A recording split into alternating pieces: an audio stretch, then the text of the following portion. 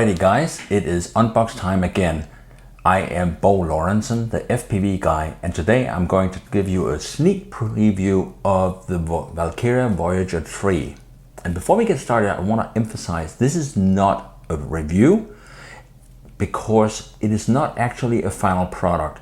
There's a lot of details on the aircraft I'm going to show you that is not final. This is simply giving us an idea of what Walkera is going to be coming up with and what you will be shipping. So let's start out with the Voyager 3 ships with the Debois F12E. So I'm going to crack this thing open real quickly, and this is the edited version that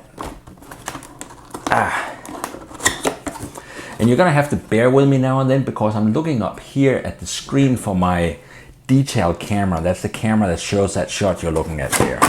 Just to make sure that I put things where you can actually see them.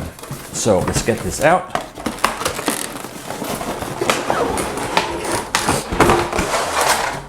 And get loose the box. Find a spot for it somewhere. There we go. And pop that open. This is the top of the line radio from Walkera, and I keep thinking they should really come in a nice little handle flight case, but hey, the price is right and it's a beautiful radio. So, there it is. With the radio comes the normal neck strap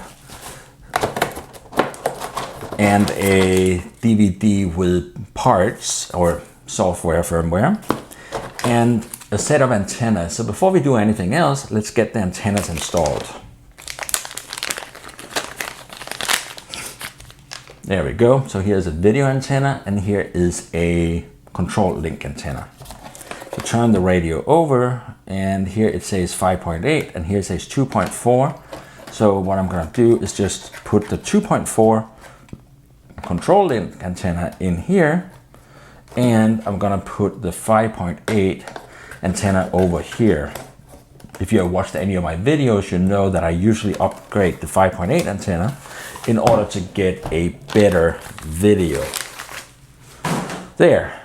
The other important feature here is, of course, that the F12 comes with a built-in screen for FPV or to frame your shot while flying.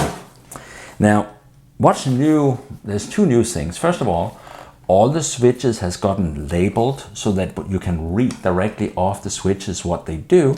And it's like start, stop camera, the flight modes, the retract landing skids, etc., etc.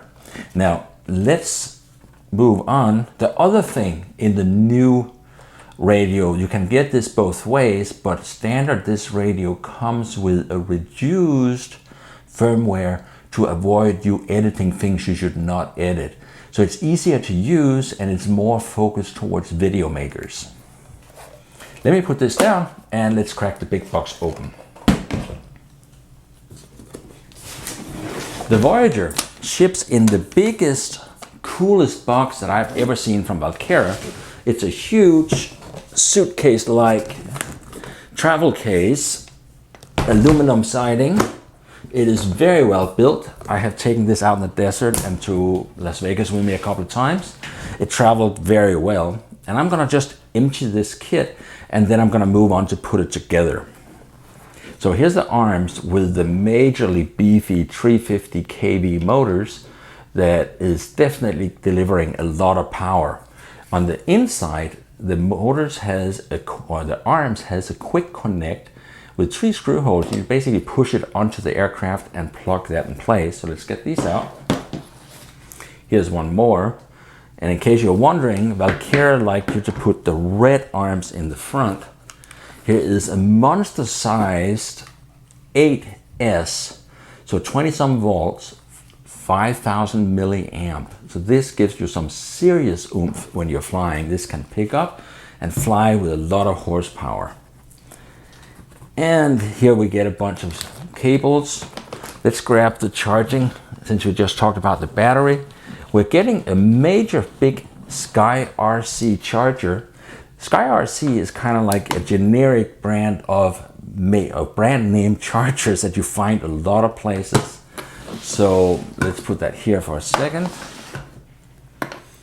And it always comes with the usual Walkera thing, the cut apart cable. So we plug the cable together. The cable then goes into the black and the red like any other charger. And somewhere up here should be an 8S balance cable. So let's put that one in here. There we go. So to charge this, you have to open the battery up right here on the side, where you can crack this little rubber thing open, and that will allow you to plug in the white 8S balance tap, and then the white cable here on top goes in like this and just basically slides right into the plugs right here. And with that in place, now you're ready to charge. When you charge, you need to turn it on first and push the turn on button here. So now the battery is ready to charge. I'm going to turn it back off since we obviously don't need to charge at this very moment. Put that down. We don't need the charger cable. Here's a USB cable in case you feel you need one. I'm going to toss it back in here. This we're going to need. This is the propeller mounts. And here is the screws for the arms. And the other thing, we even get some little keys to lock the case with. We get a couple of monster 15-inch propellers right here. The nice thing about these is I found these on several different stores. They're not terribly expensive. They're great propellers. The catch is, as you notice, these are T-motor style mounts, except for Walkera tells me that the final shipping product is going to have twist-on propellers, kind of like the Scout and the Walkera, this style. So you're not going to see these exact propellers. They're going to be twist-ons. And keep in mind, when you deal with twist-ons on these kinds of aircraft, nowadays we're using ESC braking, which means the motor can both speed up, but the ESC can apply reverse power and slow down really quickly to maintain stability better. It's working great because the aircraft, the Voyager 3, flies amazingly. I love flying it. It's a very well flying quad.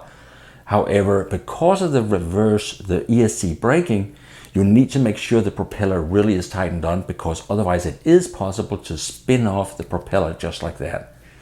Now, before we empty the rest, let's take a quick look here. Here is the ground station.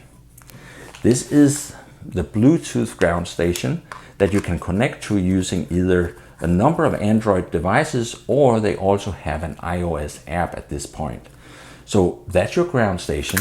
I'm going to put that back down here since we're not going to use the ground station right now. Way up in front, covered by a piece of foam, we'll find the new camera.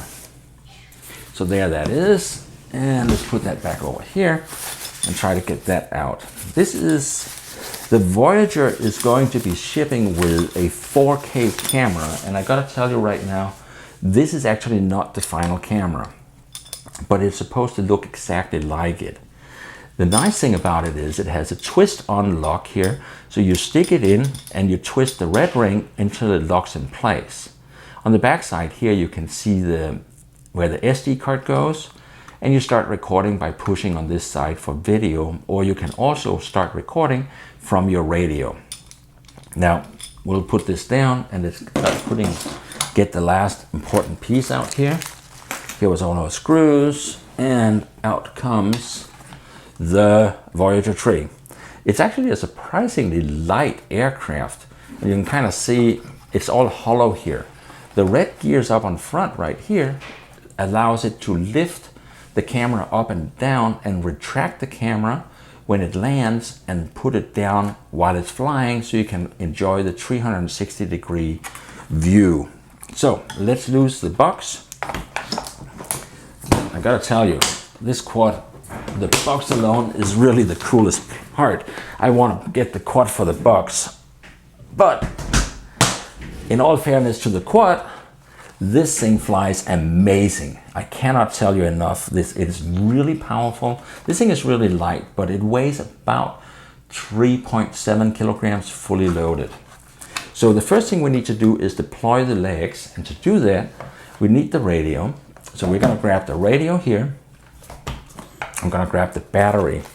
And since I've not bound this yet, this is Walkera rules that usually requires that we turn on the multi-rotor first. So we're gonna do that by pushing that over and pushing this button until we see a light. Now we got a blue light there, and then I'm turning on the radio. Normally I don't like that. And here comes the legs.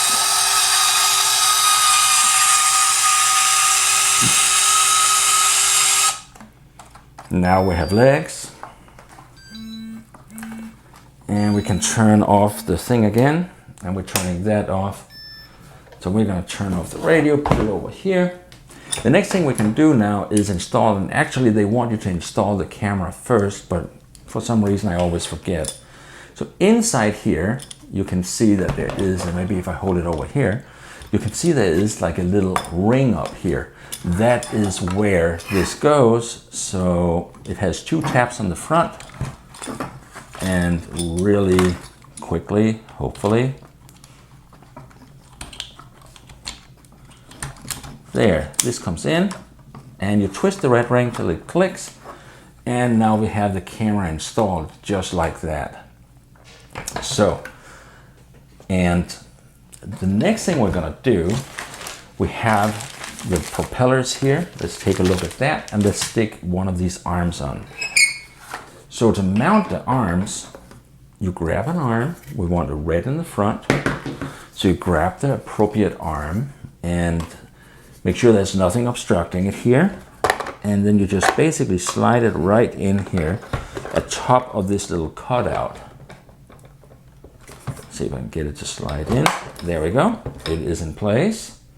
And the next thing we're gonna do is put 3 screws in here. So let's turn this over so it's a little easier to see. Here's all my screws.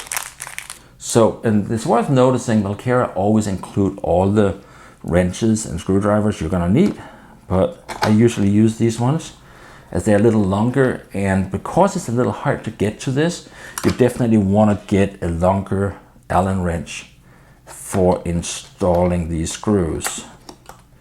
To be perfectly honest, I'm not a big fan of the screw install process. This is a 2.5 millimeter Allen wrench, by the way.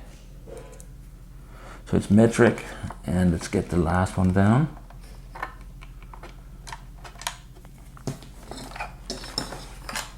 And it's kind of hard to get to that hole.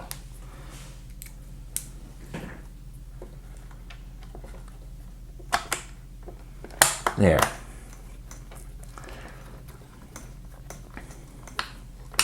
So here we go. And that is basically what this looks like. So this comes out here. This is a very big quad. What I'm gonna do here is I'm gonna go ahead and put a propeller on next, since we're not going to fly this in the studio. And let's do like that. Notice, as always, I balance the propellers, and you can see a little bit of tape residues here from the balancing.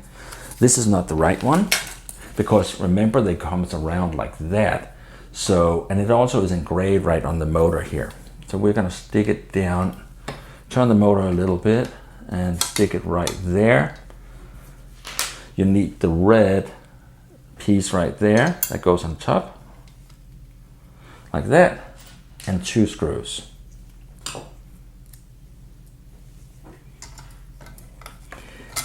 While this is a very secure way of installing a propeller, I would be lying if I didn't say I look forward to the twist-ons, because honestly, getting on location and doing this, it's basically a 15 minutes install before you're ready to fly on location.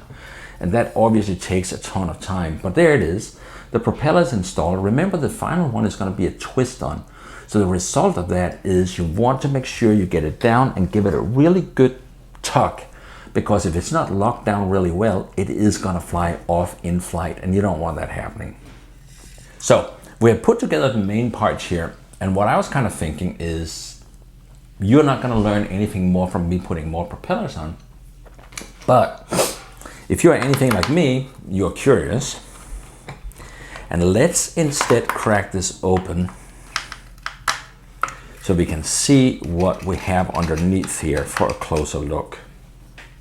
There's 2 screws up here, 2 screws in the back, and finally 2 screws in the front.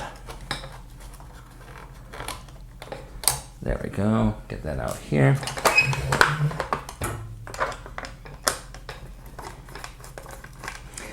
A total of 6 screws is really incredibly fast and it's very, very easy to get to. So releasing this hood is very, very easy. Now here you can see, I don't know if you can see that right there, I just dropped the screw. And there you go. Up here you see the gray cover that covers the GPS, and in the back here is the information light that tells you if the GPS is working. I'm hitting stuff right and left with this. So, and here is the data link, but the data link and the receiver is now the same thing. It used to be in the old units that we had a receiver and a data link and a flight controller. So let's disconnect these real quickly. There we go. When you put things back together, make sure you don't pinch any cables. And since I just have the lid here, let me reach over here, because this comes in more than one version. Walkera sent me the carbon fiber look Voyager lid that quite frankly looks really good, and it makes it look really sweet in the air. However, and here we go. So now we are looking at the internals of this aircraft. You can see the monster-sized plugs right here. This is the plugs for the arms quick connect. Let's grab the other arm and just stick it on right here. That is seriously connected. And then we have a screw on each side of that. So that basically holds this in place. This is very firmly done. One of the prototypes that crashed really hard. And the result was that it broke the plastic right here. So, which is brilliant because it means this cover came off without destroying the aircraft, and you can buy a new plastic part pretty easily. So Walkera has done a pretty good job at managing damage to the aircraft. Now going back to grabbing a pointer here maybe, the 2401 Bluetooth receiver and radio. So that means when you're flying with the radio, this puppy here, this is the brick that's controlling. And also when you switch to using ground station, this is also the receiver. So Walkera has put both pieces into the same brick. Now further down here that was the flight controller. That is still an APM flight controller. And I hope they have upgraded to 3.2, but I don't know because I haven't taken it apart yet. Let's power this back up again. And I push this one.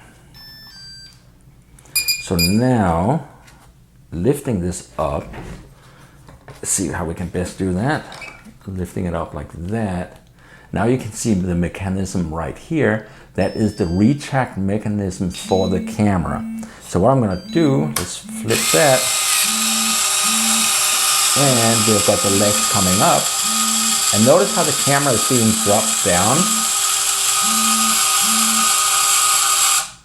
So now the camera is actually down and ready to operate. At the moment, you actually still has to turn the camera on here, on the side button, before it starts stabilizing the camera. You see that here? You see the 5.8 video antenna.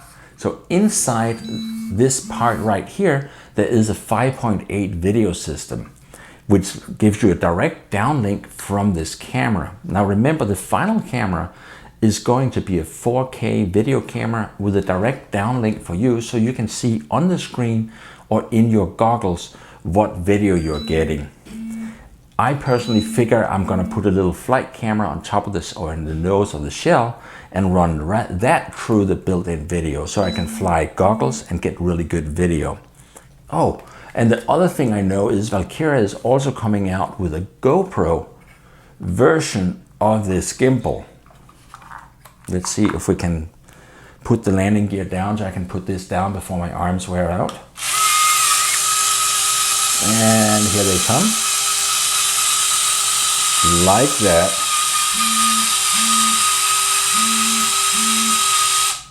Awesome. So now the trick here is, now the camera has retracted. Keep in mind, Walkera let you do 360-degree rotation of the camera. So when the camera is down, you get a pretty good view all the way around. So there it is. I'm gonna show you a couple of flight pictures of it. But generally speaking, I gotta tell you, this is a well-flying multi-rotor. I have had great fun flying it. I'm not impressed with the temporary camera. However, the multi-rotor generally flies really great, and I'm really looking forward to getting some time with the final 4K camera.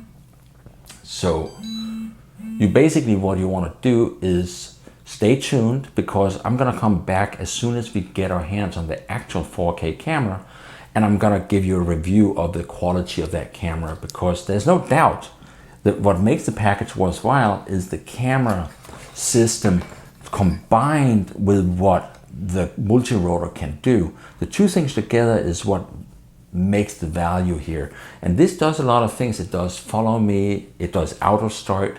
You can set it to fly around an object in the air. And of course, as always with Walkera's APM products, it has the standard stabilize, then it has loiter, and then it has return to home. So you flip the switch all the way down and it returns back to where it started from. So I think that is about all you need to know at the moment. As soon as I get a 4K camera in, I am gonna take it for a test, and I'm gonna show you some side-by-side pictures or video so you can get a feeling how good that 4K camera is in fact performing. Thank you for watching. I'm Bo Lorentzen, the FPV guy, and I will be back with more videos for you from NAB next week.